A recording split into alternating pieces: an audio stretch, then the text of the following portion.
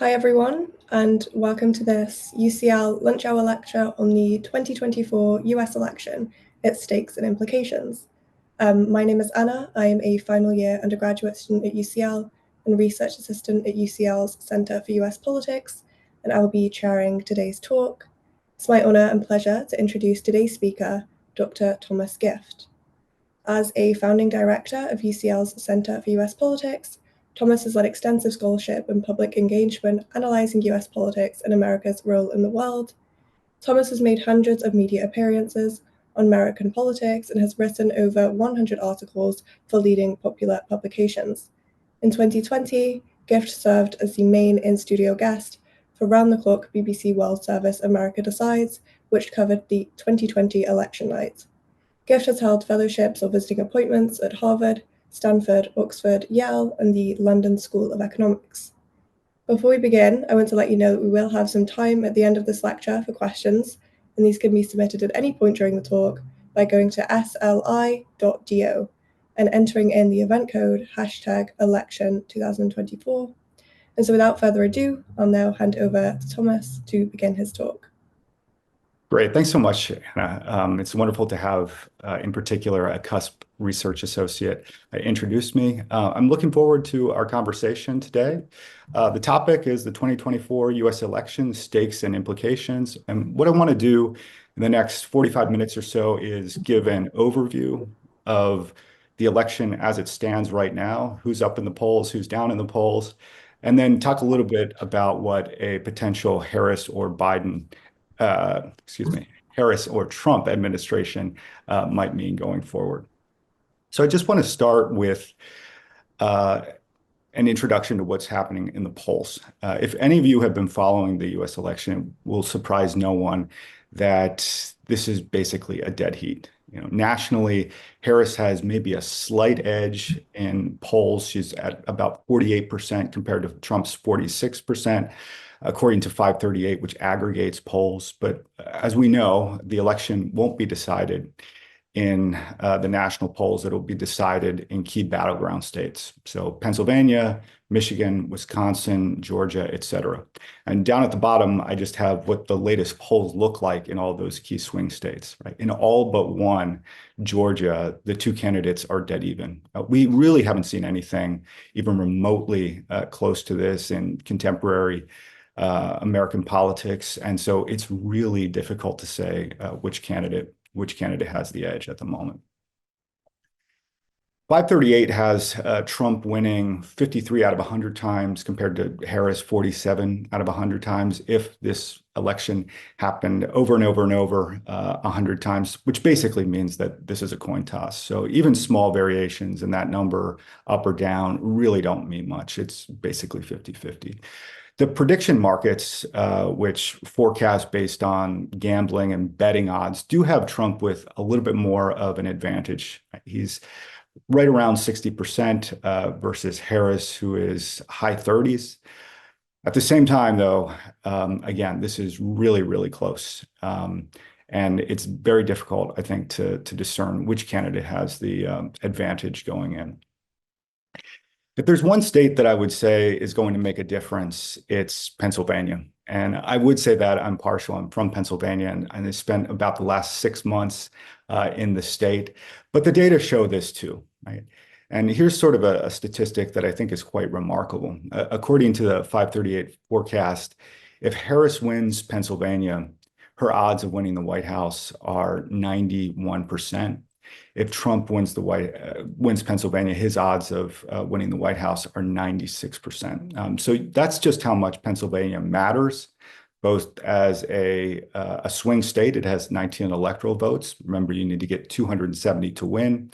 And because it's just a bellwether. Its demographics mirror a number of other states that are up for grabs, including Michigan and including Wisconsin. We've seen both candidates crisscross Pennsylvania in the last few weeks and donate huge sums of money into the state. You may have seen that Elon Musk was giving out $100 to each registered Pennsylvania voter if they signed his pro-Trump PAC petition to support the Constitution and to protect the Second Amendment which guarantees the right to bear arms.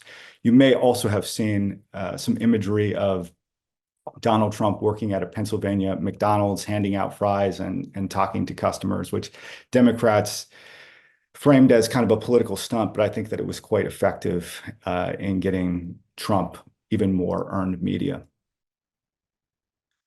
What's happening on Capitol Hill? Of course, the presidency is just one election that is going to be held on November 5th. Most forecasts suggest that if Trump wins, he'll have about a 2/3 likelihood of unified Republican government. If Harris wins, she has only about a 1/3 likelihood of unified Democratic government, right? And so that would mean control of both the House of Representatives as well as the Senate.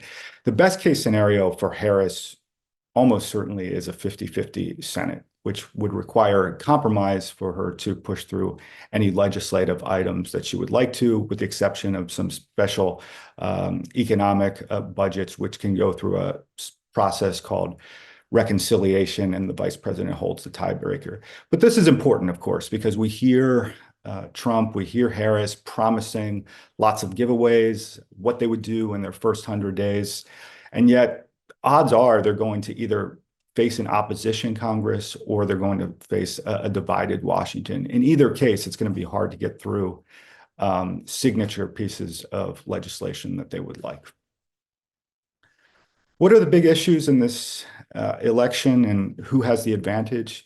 Well, I think Trump has the advantage on the economy and specifically cost of living. If you've been looking at economic data from the United States, it shows that inflation has cooled considerably, even more so than here in the UK and in Western Europe generally. But the prices of groceries are still about 25 points higher in terms of percentages than they were pre-pandemic. So Trump has really leaned into the affordability and cost of living crisis. Trump has also emphasized, of course, immigration, which is a big issue for him. He's made a lot of incendiary remarks surrounding immigration. He's talked about building the wall. I'll speak a little bit about what he represents on immigration later. When it comes to Harris, there are really two issues that she's been emphasizing where she has a comparative advantage. One is on abortion. Certainly, this has been an Achilles heel for Republicans and a real strong suit for Democrats ever since Donald Trump installed 3 Supreme Court justices, conservative, and overturned Roe versus Wade. In 2022, the Democrats significantly outperformed expectations, in large part because of the abortion issue. We've also seen in state-level referenda across the country in the last couple of years, Democrats perform very well. So this is an issue that Harris thinks particularly appeals to suburban women, who are a key constituency in swing vote. Harris has also emphasized democracy, and you may have seen just in the headlines in the last couple of days, former Trump Chief of Staff John Kelly make some statements about Trump being a fascist. This was an issue that Joe Biden really made a marquee part of his platform when he was still the nominee. Harris has kind of doubled down on this now in the last few days and weeks, and it's one of her key closing pitches to voters, this idea that democracy is at stake, that democracy is at risk. If you look at the data, here's some doom and gloom public opinion polling on what Americans think generally about the direction of the country. And I think that this is interesting because it gives sort of a general sense of how people are faring under the current administration or how they perceive themselves to be faring.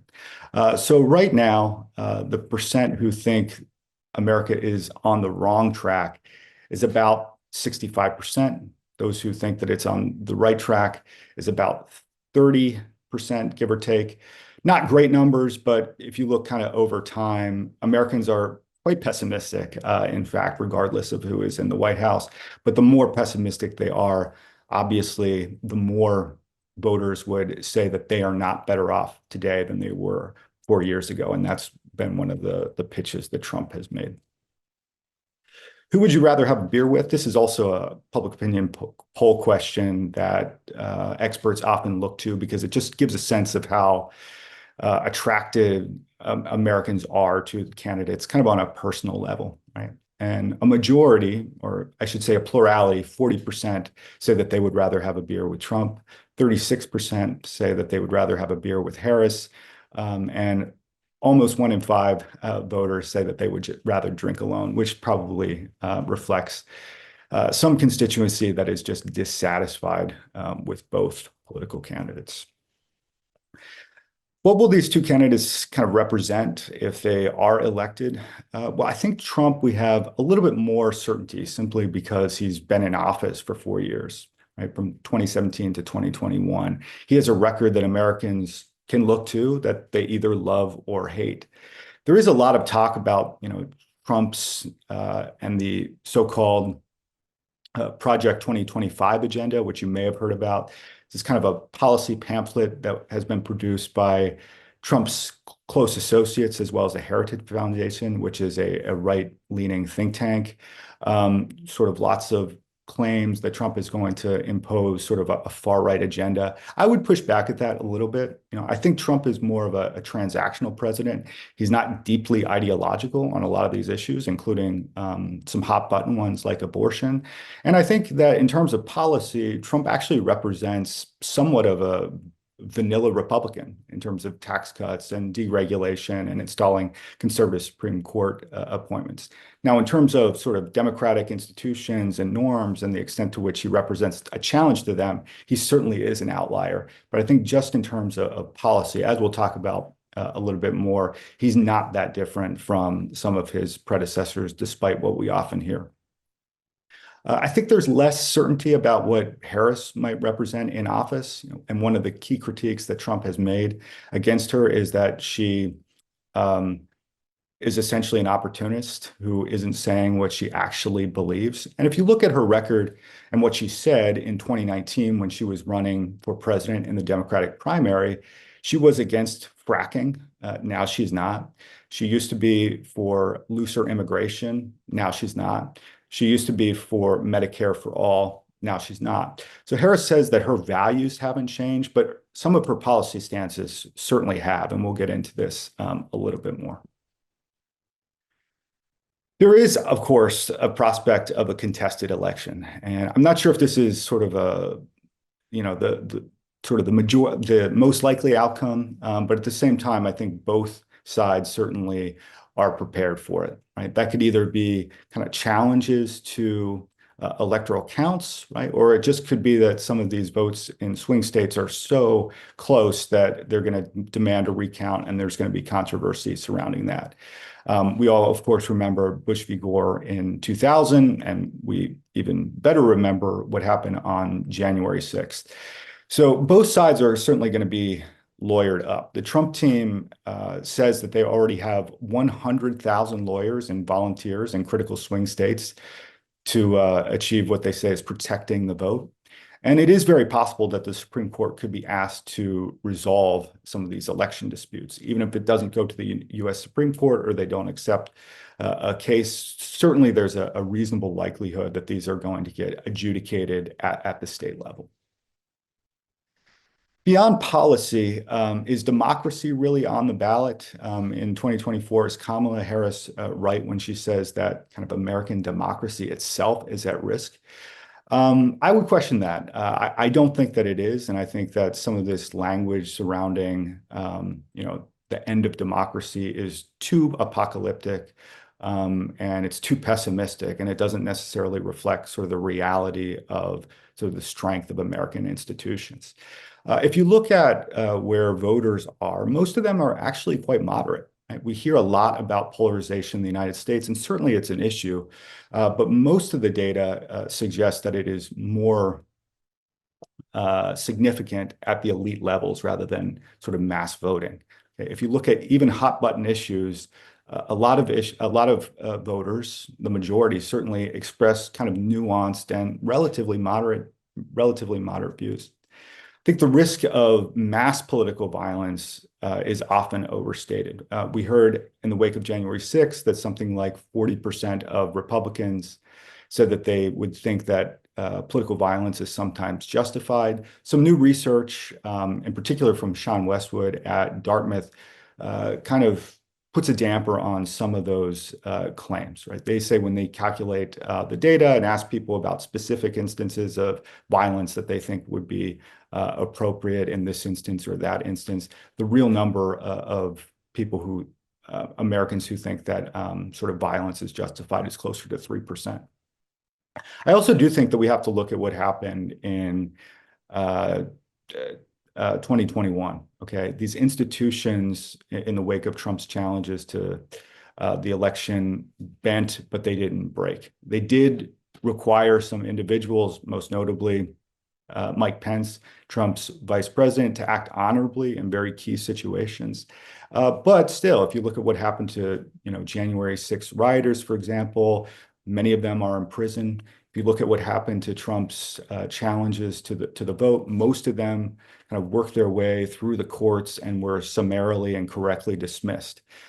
So I do think that it's important to emphasize that institutions work pretty well, I think, in 2021. And there are also new safeguards that have been put in place. For example, the Bipartisan Electoral Reform Count Act, which was passed in 2022, essentially constrains the number of justifications that can be used for challenging the election outcome. Okay, so I want to talk now a little bit about what these two candidates might mean for domestic policy in the U.S. and then a little bit on foreign policy. I am an expert more on kind of domestic policy, but I think it's important to touch on some issues on foreign policy as well.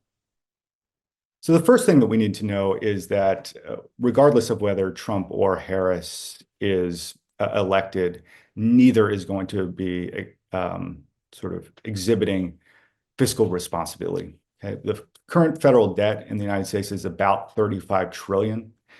And an independent agency, the Committee for a Responsible Federal Budget, looked at the budgets for Harris and Trump, and both would add significantly to the national debt. So the estimate for Kamala Harris, based on all of the giveaways and some of the tax cuts, is $3.5 trillion over the next 10 years. For Trump, it's more than double, $7.5 trillion.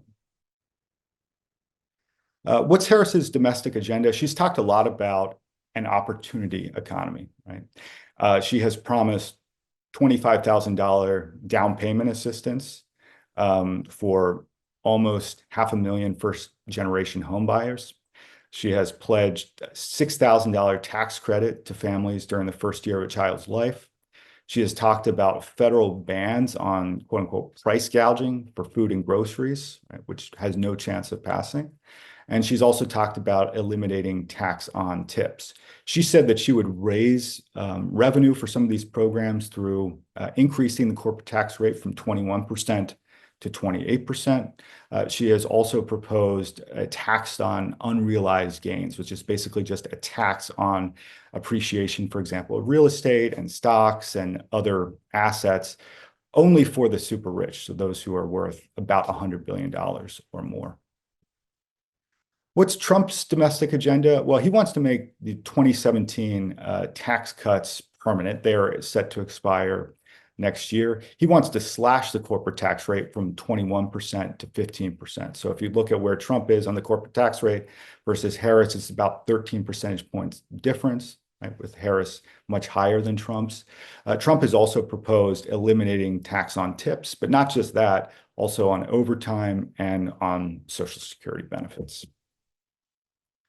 Regardless of whether Trump or Harris wins, I think we're going to see loose monetary policy from the Federal Reserve. So the Fed just cut interest rates by 50 basis points. This really sparked a political debate. So Republicans essentially are claiming the economy is so bad that the Federal Reserve had to cut interest rates, whereas Kamala Harris and the Democrats are saying, look, kind of our economic situation has gotten back to normal, and so we can lower these rates. So different interpretations of what the Fed is signaling there.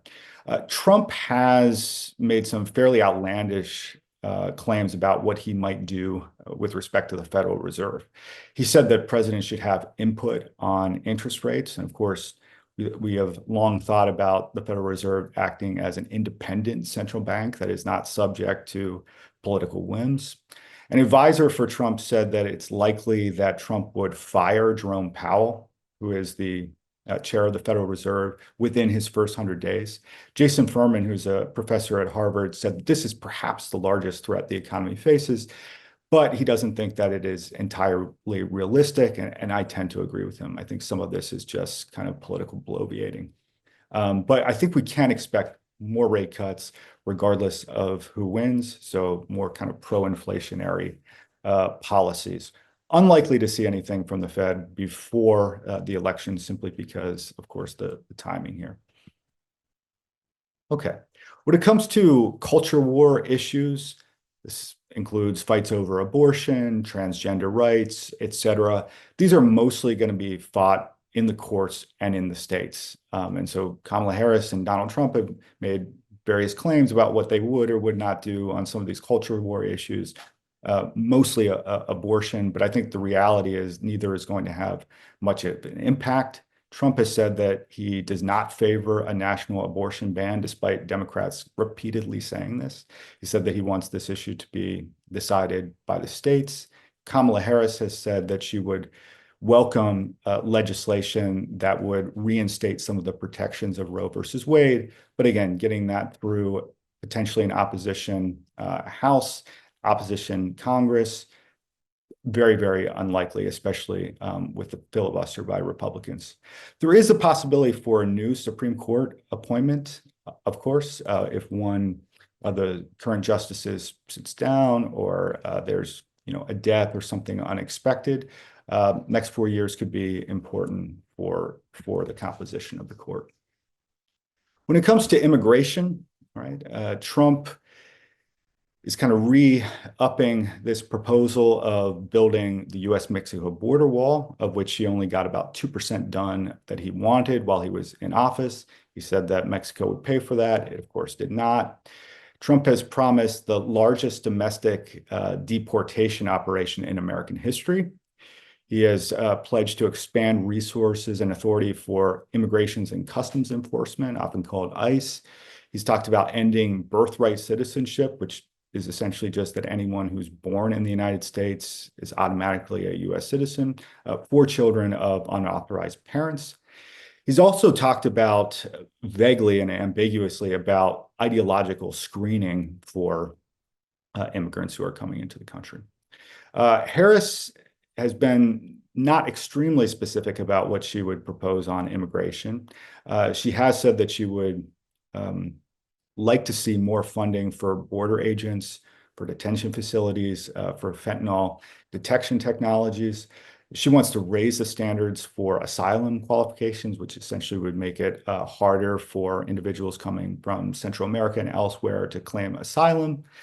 She also wants to increase the number of people who are allowed to legally immigrate to the United States through the creation of about 250,000 new green card eligibilities over 5 years. One thing I'll say about immigration is that both sides seem to want the issue more than they actually want to solve the problem. We've been hearing about quote unquote comprehensive immigration reform for the last 20 or more years. Both Democrats and Republicans get a lot of sort of political distance out of immigration.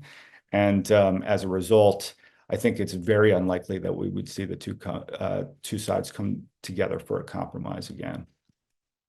What's at stake for U.S. foreign policy? Just very quickly, I think Trump represents a lot of unpredictability, unsurprisingly. We do know a bit about what his America First kind of belligerent isolationism represents, skeptical of international institutions, hostile, you might even say, to some other world leaders, even in the West. Harris, I think we largely see a status quo foreign policy vis-a-vis what Biden has pursued, more continuity, more of an emphasis on multilateralism. Trade policy, and this is a big one, a very significant difference between what Trump and Harris would do, which of course has implications for not only the United States, but also its trading partners, including the UK, and some of its kind of geopolitical adversaries, namely China.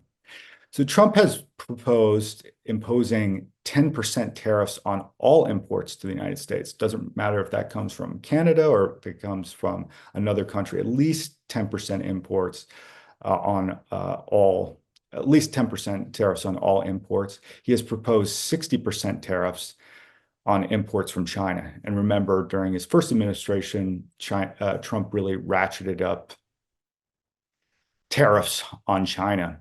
One thing that I'll say on this is that I don't think that it's cheap talk by Trump, particularly when it comes to China. We may not see 60% tariffs on China, but I certainly wouldn't be surprised to see 40 or 50% tariffs on imports from China. This is an issue where Trump has displayed a lot of consistency, dating all the way back to 1980s, 1990s, where he's kind of communicated that he thinks that China is eating America's lunch and not playing by the rules.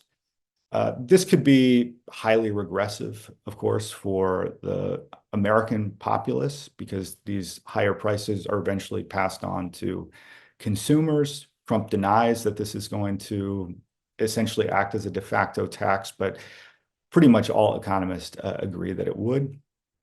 Harris is likely to keep the Biden tariffs in place, many of which were kept in place after Trump.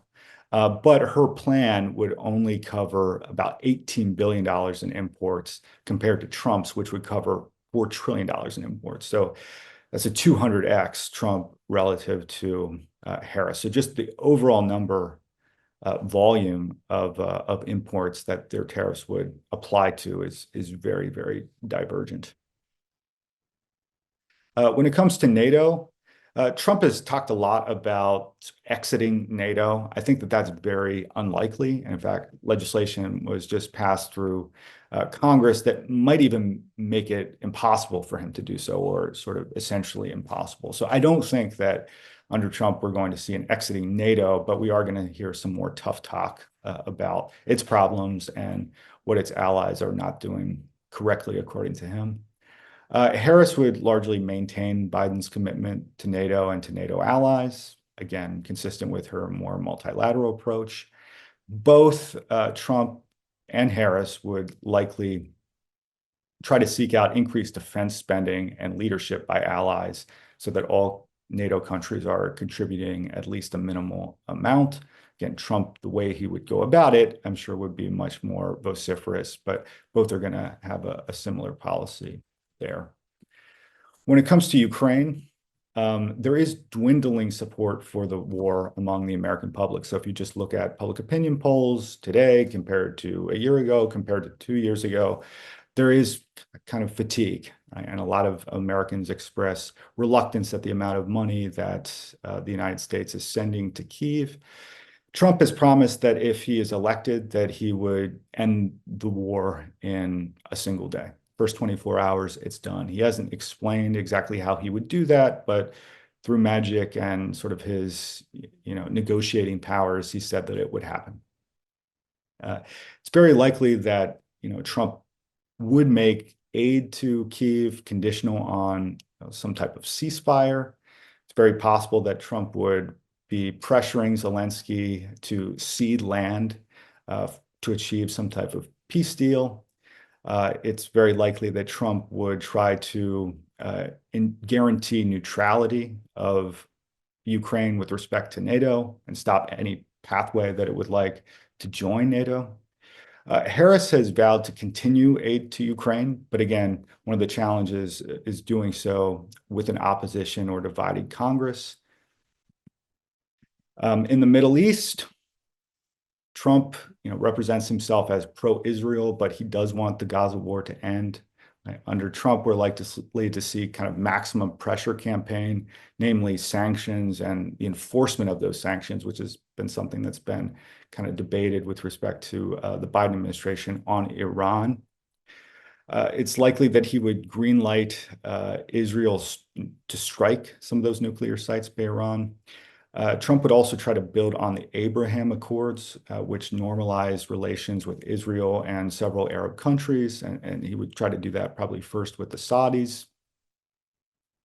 Harris has expressed that she's committed to Israel's defense, although at the same time, I think she's arguably more sympathetic to the Palestinian cause than Trump or Biden, or at least is more sympathetic to that cause right now as she's running for political office. And there's a lot of pushback among Arab Americans about her policies.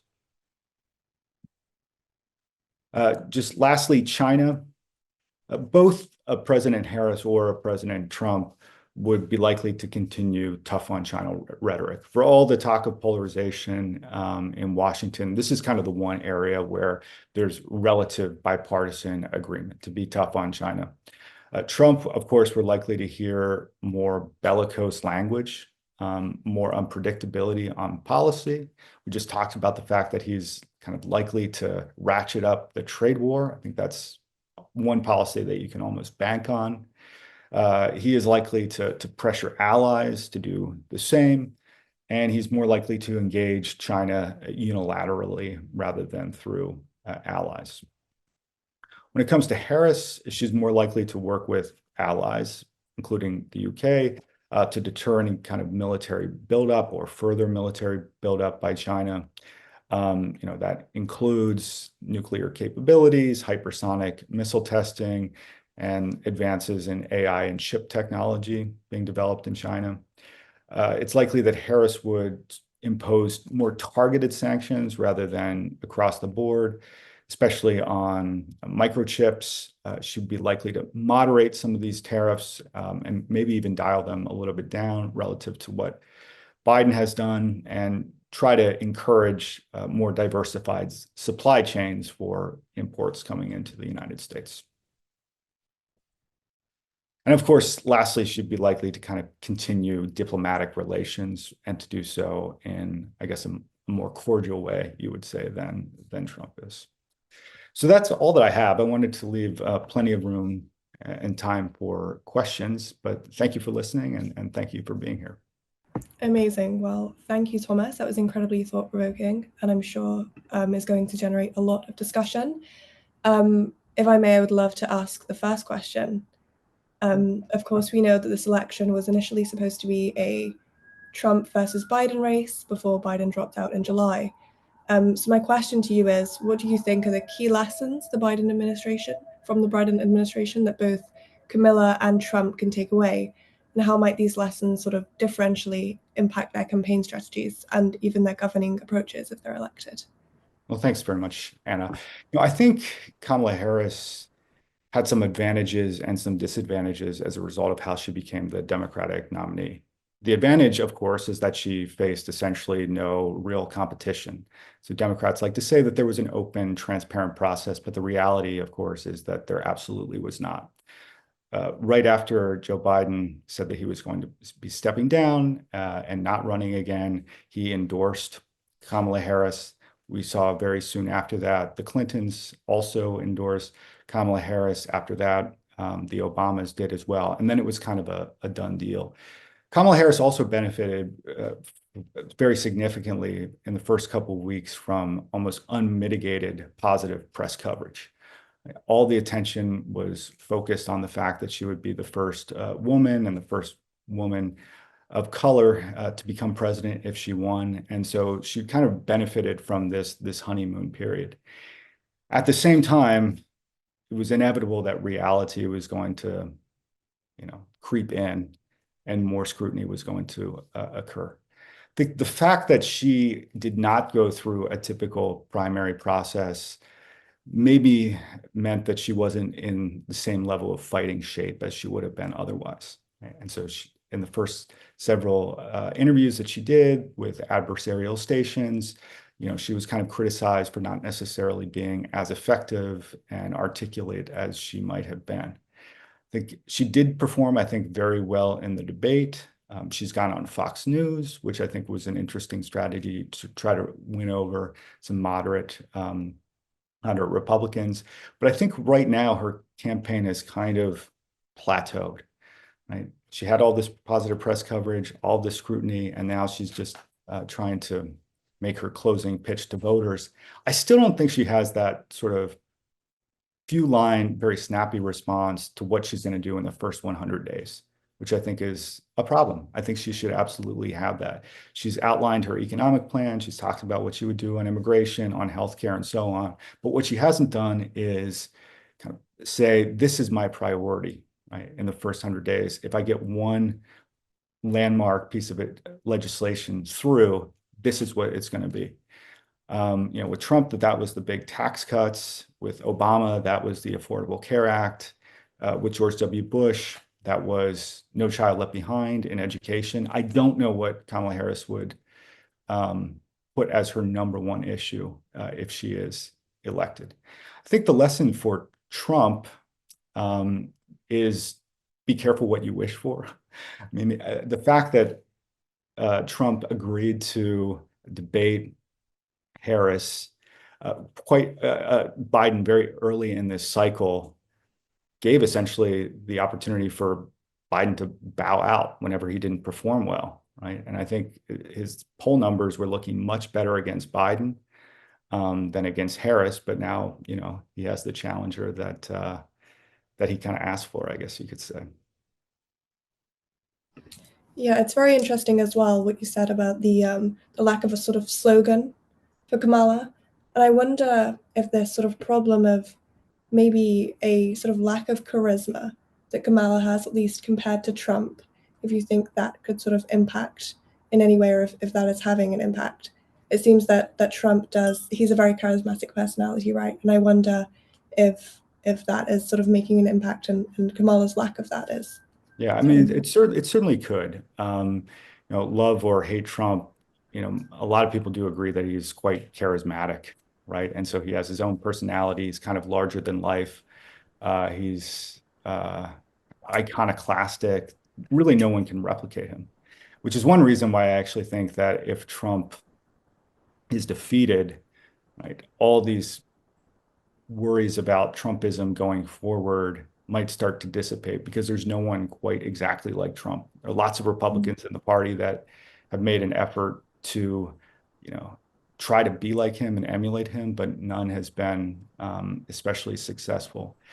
I think Kamala Harris has her own charisma, and she has especially made a point of going on social media, using influencers and this sort of thing to try to paint her as,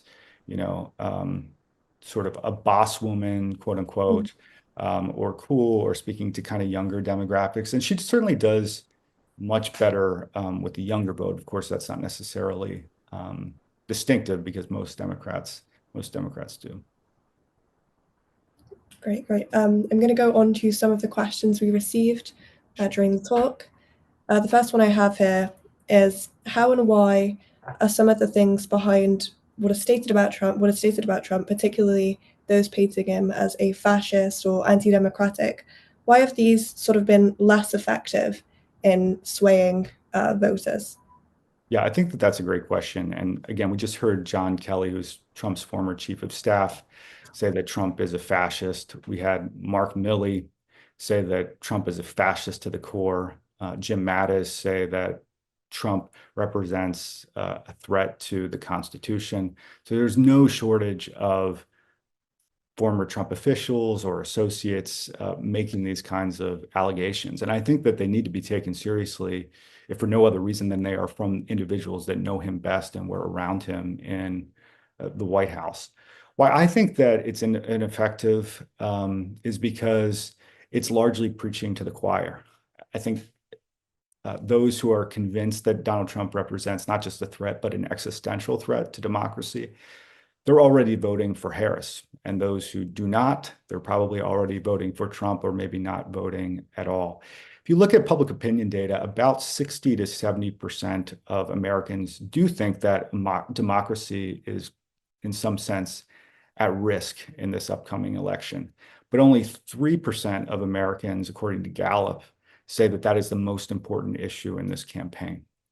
And so as a result, if you look at what they are emphasizing as the number one important issue, it's cost of living, predictably, it's immigration, it's healthcare, it's abortion, it's policies, right? And so I think that a lot of Americans just simply don't buy that democracy is kind of at stake in the way that some of Trump's critics allege. If they do buy it, they already kind of believe in Kamala Harris and what she represents. So I think, ultimately Americans are kind of driven more by policy than some of these more abstract and distant concerns about the state of democracy. You may agree with that or disagree with that, but that's what the data seem to bear out.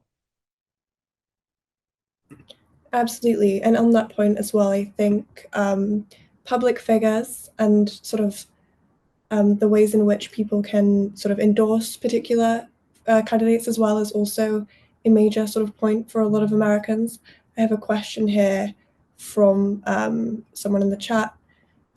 What is your view on the sort of endorsement of certain candidates by certain celebrities? So we saw Taylor Swift's endorsement of Kamala Harris. We saw Elon Musk's endorsement of Trump. I'm wondering, how do you think sort of these endorsements by these high-profile figures can shape voting behavior?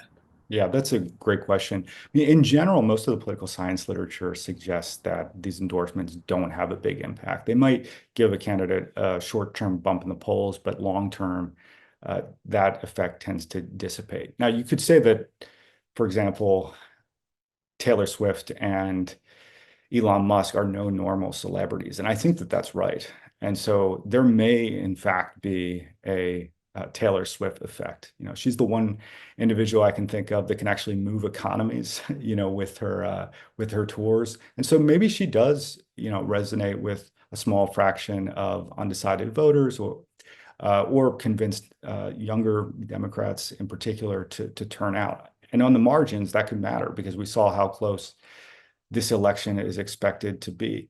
You know, Elon Musk is a little bit different because he did not just endorse Trump. He's kind of gone all in. He spent $75 million of his own money contributing to a PAC that has been very, very active advocating for Trump. I mentioned earlier that he is giving Pennsylvania voters $100 for signing his petition on his pro-Trump PAC website. You know, he's entered these individuals for a drawing with a chance to win $1 million. So, and you know, some experts have questioned the legality of that even, but he's certainly been very, very outspoken. Still, I think in both instances, I think the bump is going to be relatively modest, but again, relatively modest bump in a state that's, you know, decided by 10, 20, 30,000 votes could make the difference.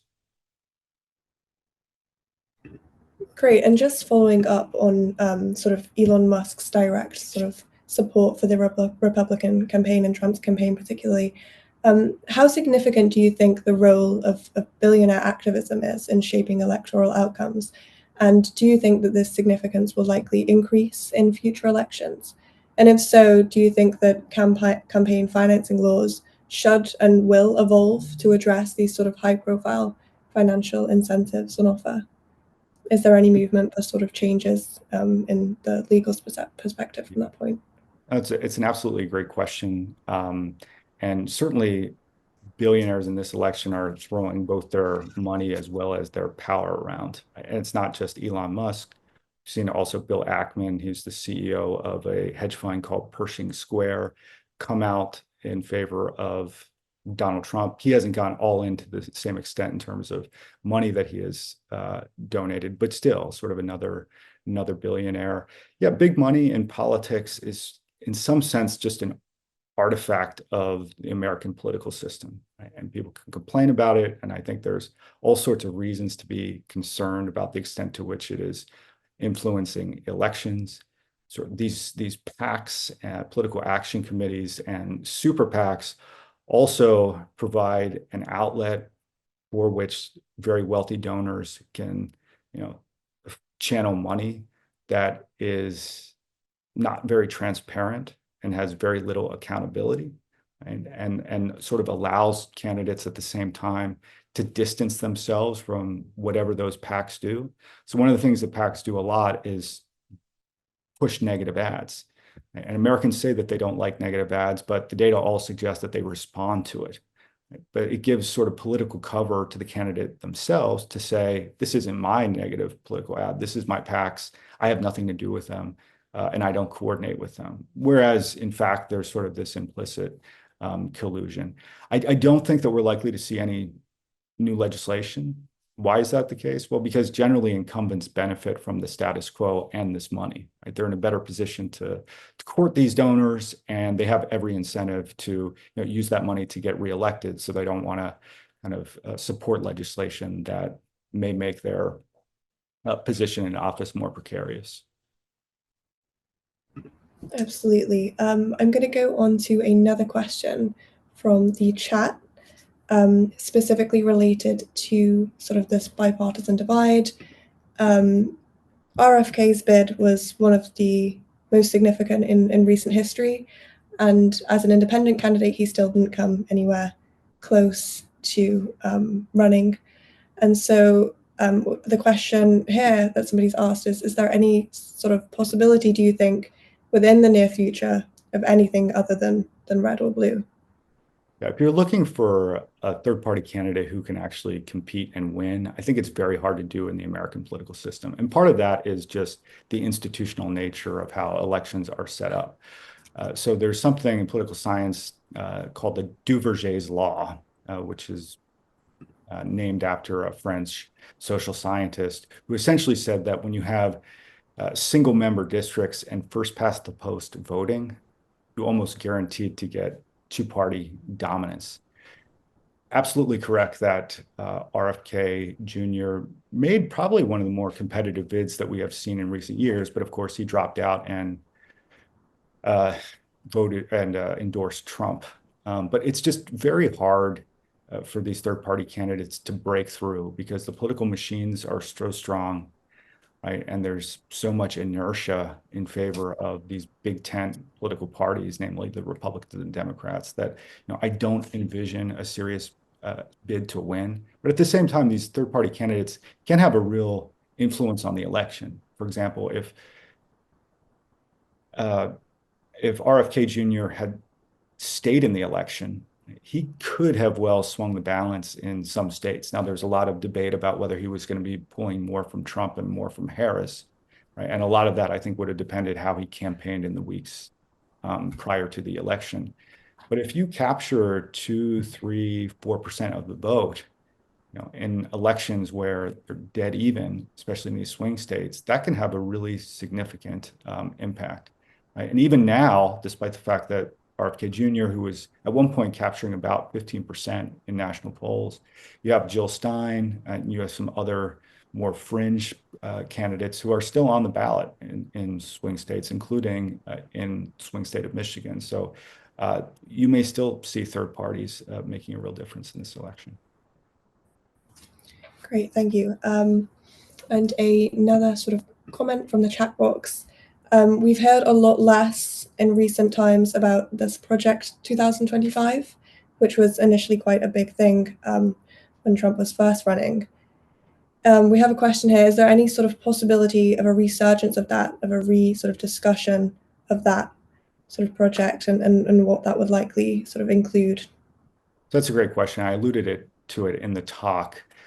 Democrats really tried to smear Donald Trump with this Project 2025 pamphlet, which again was a document produced by the Heritage Foundation, which is a conservative think tank, and a number of Trump associates and former associates. So you can see, obviously, the link. At the same time, Donald Trump has been about as explicit as he could be in saying that he has nothing to do with it, and that he thinks even elements of it are quite extreme. Democrats, again, have been peddling this very hard, right? Because this document expresses support for fairly right-wing positions, including uncompromising positions on abortion.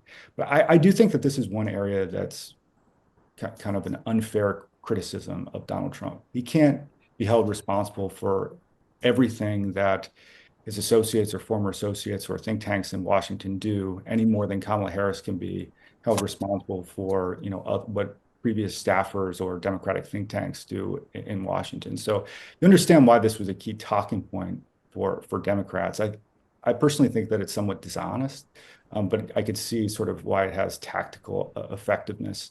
Will it make a comeback? Yeah, I mean, we probably have heard a little bit less of it recently than a few months ago, where this was kind of one of the main points that Democrats were bringing up. But I still think that if you talk to a lot of Democrats, they will know what Project 2025 is, and they will tell you that this represents a vision for the country that is, too radical, too fringe, too right wing. Great. We probably have time for one more question. So I'll take that from the chat box. We've noticed that, as you said, you alluded to in your presentation, that Harris has sort of flip-flopped on a lot of issues and sort of changed her mind when it comes to certain policy stances. A lot of people think that this is sort of an unfair criticism of Kamala, and that Trump has also changed his mind on a lot of different issues and has sort of lied unprovoked when it comes to a lot of different things. Do you think that Kamala has sort of more pressure to explain herself for her changing policy stances than Trump? I think probably the answer to that is yes. And I agree that that may not be fair, but that's just kind of the reality of sort of the situation that we are in. I don't think Donald Trump can in any way be compared to, Kamala Harris in terms of the number of lies that he has told, sort of the extent to which he has made kind of coarse and vulgar remarks, the extent to which he has made statements that really pull at the seams of American democracy, and the number of issues on which he has flip-flopped or taken positions out of political expedience are very, very high. At the same time, nothing seems to stick with Donald Trump. That's true of some of his off-color remarks. That's true of policies that he once supported, but does no longer. And so it's probably not fair. I would agree with that. But at the same time, these are legitimate questions that are being asked of Kamala Harris. I think that it is the case that she has, taken views that were further to the left whenever she was running in a Democratic primary, and now she's kind of tacking to the center as a general election candidate. That's not unusual, right? And I do think that there's something to be said for candidates growing and evolving and changing their mind on certain issues, right? That represents, I think, a mature politician. If you have the same views on every single issue when you came into politics as you do now, that's probably someone that isn't kind of thinking or open to new proposals. I think the problem with Harris is that they've all kind of gone very conveniently in one direction, right? And she hasn't necessarily done an effective job at kind of articulating why she has changed her opinions, not just that she has changed her opinion. Yeah, so I suppose on that, do you think if the Democrats can sort of come up with a sort of more articulated explanation as to why these policy stances have shifted, there could be sort of a way to spin this in a positive light for Kamala? That's possible, although I haven't heard her say that. And, she's kind of, I don't know. She's been kind of coy surrounding this, and now with 2 weeks left, I'm not sure that it's going to make a whole lot of difference. And in fact, I just don't expect the polls to really change very much at all in this last 2 weeks. I think that there's just a small and vanishing number of swing voters. If you're a Democrat or a Republican, you haven't made your mind up now who you're going to support, you're probably a low propensity voter and may not even show up to the polls at all, simply because you find both of these candidates, too unsatisfying. Amazing. I'm going to go to the chat box one last time. We have a really popular question about the senior Labour Party official that was seen to be organising activists to go out and support one of the candidates. Would you argue that this is a form of foreign interference, or what would be your views on that sort of activity? Yeah, that's a really good question. I mean, it's gotten a lot of press over here in the UK, less so in the US. For starters, I don't think what these Labour officials did is illegal. So these are volunteers campaigning in a private, unofficial capacity.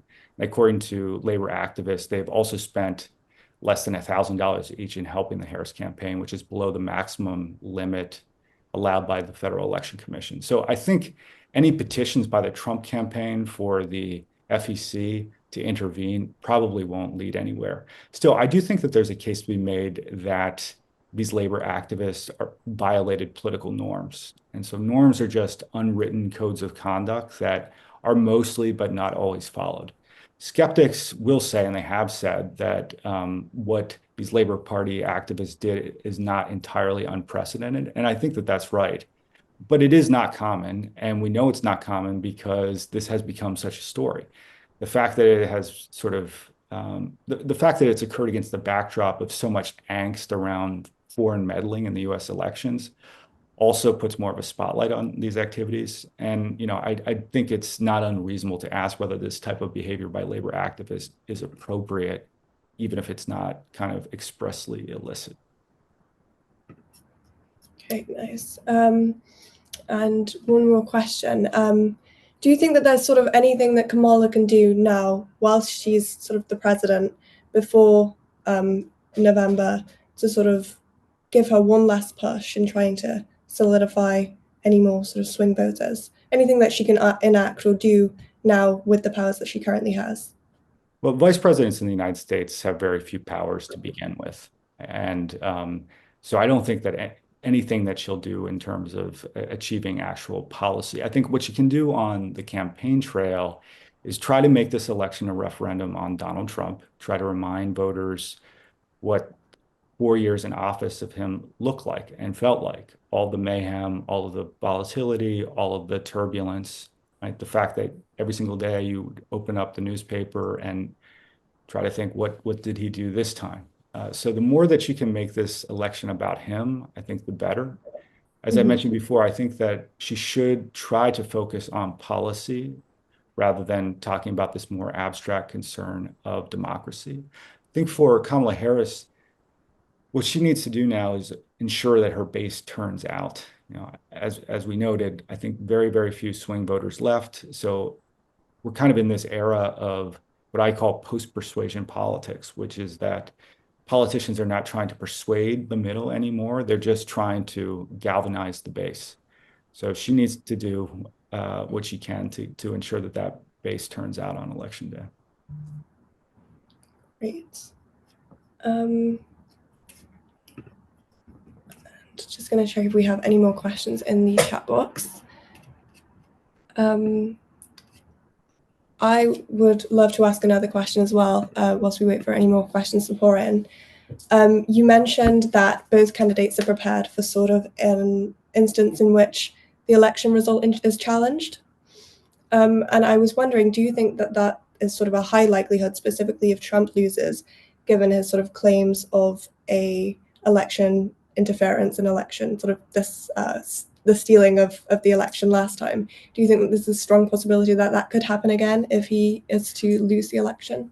I do think that there's a good likelihood, in fact, almost certainly, that Trump will contest the election results if he doesn't win. He still hasn't conceded the 2020 election, and if he loses this time around, I think there's no reason to think that he will concede this election, which is problematic. And it's especially problematic because so many of Trump's voters do believe the election in 2020 was stolen, and they think that this year it's being rigged by elites, by Democrats, by the deep state, whatever you want to say. Whenever you look at public opinion polls about the percent of Americans that think that the 2020 election was not legitimate, I do think that we have to think about sort of what that actually means. And specifically, is it just that they think big tech, or they think the media sort of biased it, or did they really think that there was something wrong with the actual vote? There's probably some percentage of both in there. But yeah, I think that we could be in for a challenging time, right? If Trump disputes these election results, if Trump looks like he's winning, right, and it's close, and Democrats dispute the election results, and this ends up being resolved by the courts, that's not a great scenario, because both sides end up feeling like they've had something taken from them. So I guess I'm just kind of hoping for, a clear victory, at least, from one of the other candidates. But I think given how close the polls are, that's probably very unlikely. Yeah, and of course, January 6th was such a big deal for the last election. Do you think anything of course, this is extremely hard to judge, but do you think anything like that sort of event could potentially take place again? Is the likelihood of that happening much lower, do you think, now? I think it's possible. At the very least, it merits vigilance, right? Because if it happened once, it could happen again. I think that there will be more preparation this time Mhm. around, which is good. Um, it's important to keep in mind that despite all the destruction and mayhem um, of January 6th, it is still a relatively small number of voters overall. Right? In a country of 330, 340 million people, the number of those who are actually at the Capitol kind of and willing to use violence and willing to kind of forcibly push themselves through barriers and kill police officers and sort of ransack the Capitol. It's small, but it doesn't take a lot of people to create a lot of destruction, as we saw. And so certainly need to be mindful of that. I wouldn't say that it's out of the realm of possibility. I do think, though, the chances of kind of mass political violence and some, experts have even talked about sort of the prospects for a civil war. I think that is completely overstated. There's almost no chance of that happening. But something that's more isolated, certainly it's possible. Well, thank you, Thomas. I think that's probably all we have time for today. Thank you to everyone as well for spending your lunch hour with us today. I just should probably mention before we end today, the next lunch hour lecture will take place on the 7th of November, and that will look at the ethical, environmental, and political concerns of climate change. So make sure to tune into that on the 7th of November. Thomas, is there anything else you'd like to add before we end? I'd just like to thank you and to thank all the audience members for coming today. I really enjoyed the conversation. Amazing. Well, thank you. Thanks so much, everyone.